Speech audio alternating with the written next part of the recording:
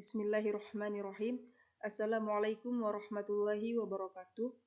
Baiklah, pada video ini kami akan mempresentasikan materi yang berjudul Pengertian Hakikat dan Ciri-ciri Belajar. Sebelumnya, perkenalkan kami dari kelompok 1 yang beranggotakan 5 orang, yaitu Nirwana, Nur Anissa Amin, Anissa, Nur Isra Maharani, dan juga Muhammad Sukruf Rizkiawan Kahar. Pada materi pengertian, hakikat, dan ciri-ciri belajar, kami akan membahas mengenai yang pertama definisi belajar, kemudian yang kedua faktor keberadaan teori belajar, kemudian yang ketiga yaitu teori belajar, yang keempat ciri-ciri belajar, dan yang terakhir yaitu bentuk belajar. Oke, baik, pembahasan pertama yaitu definisi belajar. Pertanyaan awal yang muncul yaitu, apa itu belajar? Saya yakin bahwa kita itu mengetahui apa itu belajar. Kenapa? Karena hampir setiap hari atau boleh dikatakan setiap hari kita melakukan hal yang disebut dengan belajar.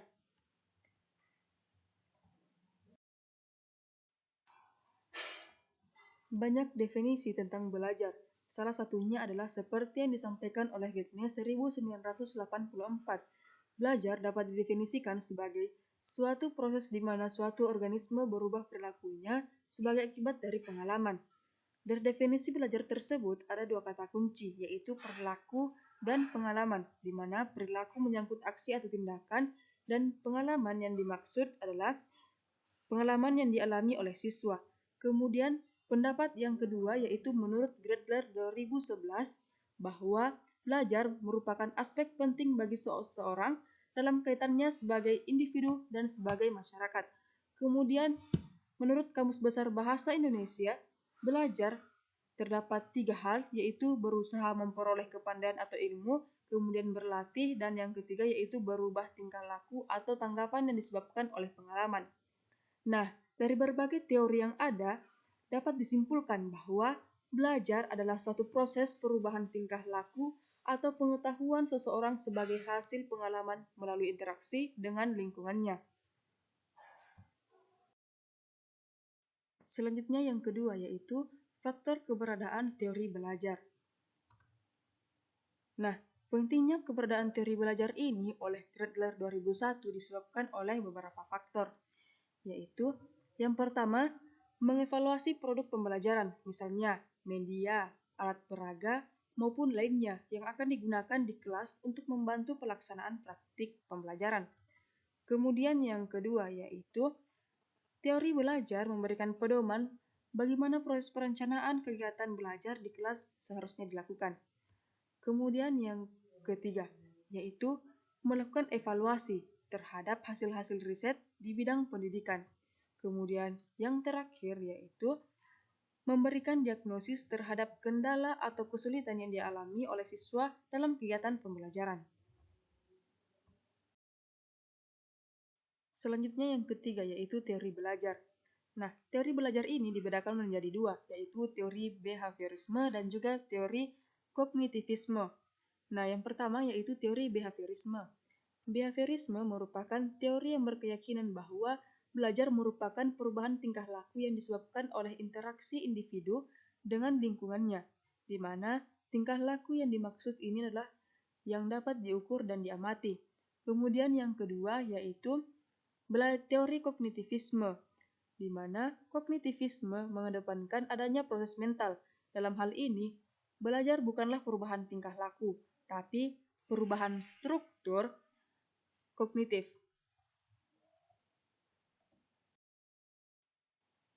Selanjutnya yang keempat yaitu ciri-ciri belajar.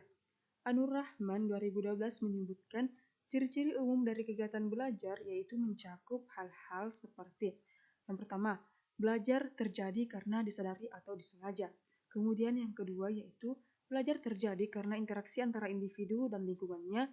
Dan yang ketiga yaitu belajar ditandai dengan adanya perubahan baik dari segi tingkah laku, efektif, kognitif, verbal, dan juga moral. Selanjutnya yang kelima yaitu bentuk belajar. Nah, hal yang disampaikan oleh Rianto 2009 yang menuliskan beberapa bentuk belajar yang disebutkan oleh beberapa ahli yang terbagi menjadi dua, yaitu bentuk belajar menurut de Block dan yang kedua yaitu bentuk belajar menurut Van Pereren. Bentuk belajar yang pertama yaitu menurut de Block. Ada 3 bentuk belajar yang disampaikan, yaitu bentuk belajar menurut fungsi psikis, bentuk belajar menurut materi yang dipelajari, dan bentuk belajar yang tidak begitu disadari. Nah, yang pertama, menurut fungsi psikis ada 4 bentuk belajar, yaitu yang pertama belajar dinamik, kemudian yang kedua belajar efektif, kemudian yang ketiga yaitu belajar kognitif, dan yang keempat yaitu belajar sensori motorik. Nah, belajar dinamik merupakan suatu kegiatan belajar yang menitik beratkan pada berkehendak pada suatu yang wajar. Oleh sebab itu, belajar akan selalu dinamis sesuai dengan kebutuhan dalam hidup yang bersangkutan. Kemudian yang kedua yaitu belajar efektif, di mana belajar efektif merupakan suatu bentuk penghayatan terhadap nilai-nilai perasaan dan pengungkapan ekspresi kepada manusia maupun objek lainnya. Kemudian yang ketiga yaitu belajar kognitif, di mana fungsi belajar sesuai dengan kognitif bermakna memperoleh pengetahuan terkait dengan objek yang berbentuk tanggapan, gagasan maupun lambang-lambang, dan lain sebagainya. Kemudian yang keempat yaitu teori sensori motorik, di mana belajar sensori motorik merupakan bentuk belajar yang berkaitan dengan objek-objek fisik anggota tubuh manusia, objek-objek yang dapat diamati oleh panca indera dan kemampuan yang melibatkan gerakan. Kemudian yang kedua yaitu menurut materi yang dipelajari adalah menurut materi yang dipelajari. Pada menurut materi yang dipelajari, dalam hal ini ada 4 jenis materi yang disampaikan oleh de Block, yaitu teoritis, teknis, sosial, dan estetis. Di mana perbedaan keempat jenis materi belajar ini adalah terletak pada tujuannya, di mana belajar teoritis digunakan untuk mengorganisasi fakta dan data pengetahuan yang terkait dengan konsep, hubungan, maupun keterkaitan antar hubungan. Adapun belajar teknis berkenaan dengan keterampilan-keterampilan motorik, belajar sosial berkaitan dengan kemampuan untuk kehidupan sosial dengan satu sama lain yang berkaitan dengan proses merespon dan mengimitasi suatu aktivitas. Kemudian untuk yang terakhir yaitu estetis, yang diterjemahkan sebagai kemampuan seseorang untuk menghayati nilai keindahan yang ada. Selanjutnya yaitu bentuk belajar yang tidak begitu disadari. Nah, menurut de Block, bentuk belajar tidak begitu disadari ada 3 kategori yang masuk di sini, yaitu belajar insidental, kemudian belajar secara tersembunyi, dan belajar mencoba-coba.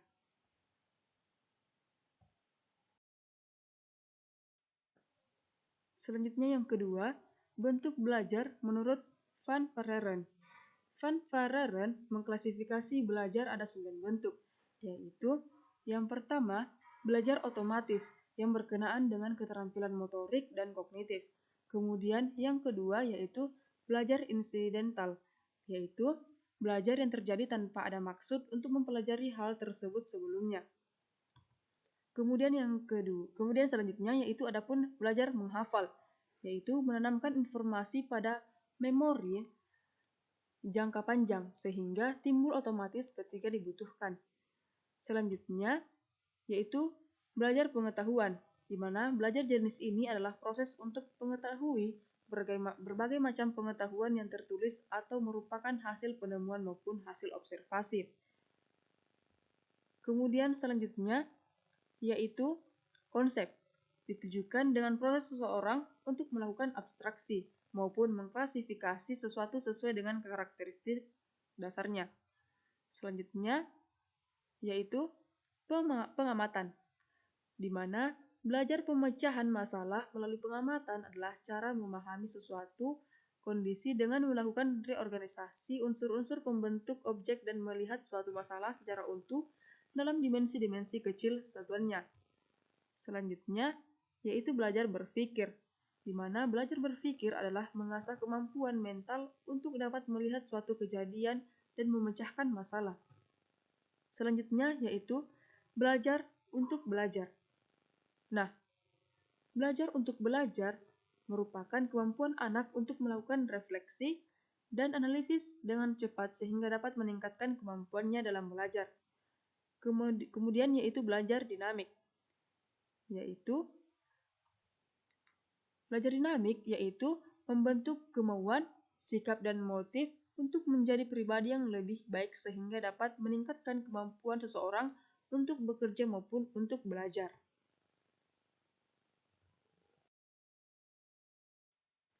Itulah materi tentang pengertian, hakikat, dan ciri-ciri belajar. Jika terdapat kesalahan, mohon dimaafkan, dan semoga apa yang kami presentasikan mampu menambah pengetahuan dan juga bermanfaat bagi kita semua. Baiklah, sekian. Wassalamualaikum warahmatullahi wabarakatuh.